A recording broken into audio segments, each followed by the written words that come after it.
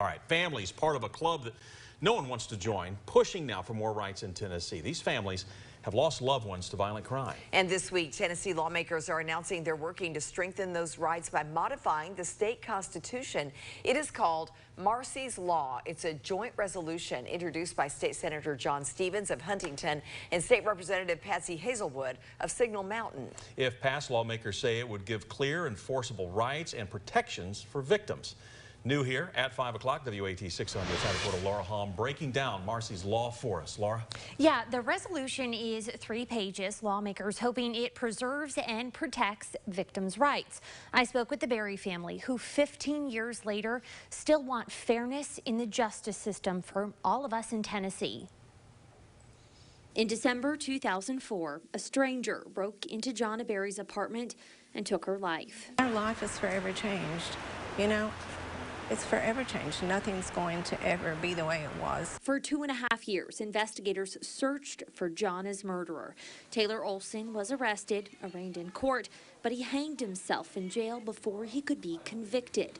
Since then, Jonna's mom, Joan Berry, carrying her close every day. It's heartbreaking.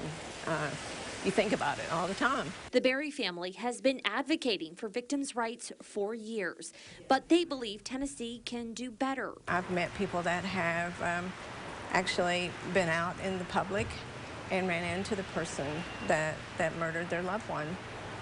And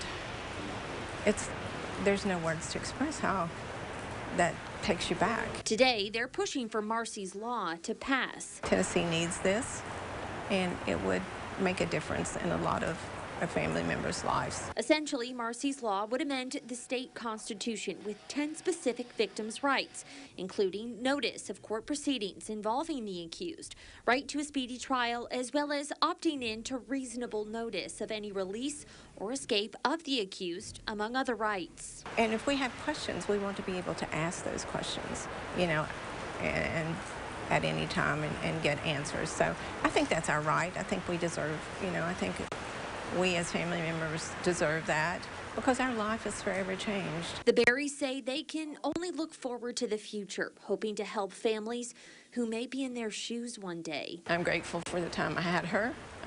I'd rather had her for 21 years than never had her at all. And, you know, I think that this is something she would be very passionate about if she was here.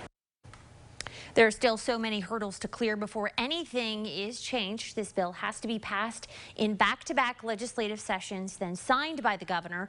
From there, the constitutional amendment protecting victims' rights would be placed on the November 2022 ballot for voters to give the final approval. Guys? All right, Laura, thank you. We should know Marcy's Law getting its name from Marcy Nicholas, a California woman killed by her former boyfriend back in 1983. 1 week after her death, Marcy's family walked into a grocery store where they saw her accused murderer. The family saying they did not know he'd been released on bail. Now, we reached out to the ACLU about the possibility of Marcy's Law in Tennessee, and we have not yet heard back.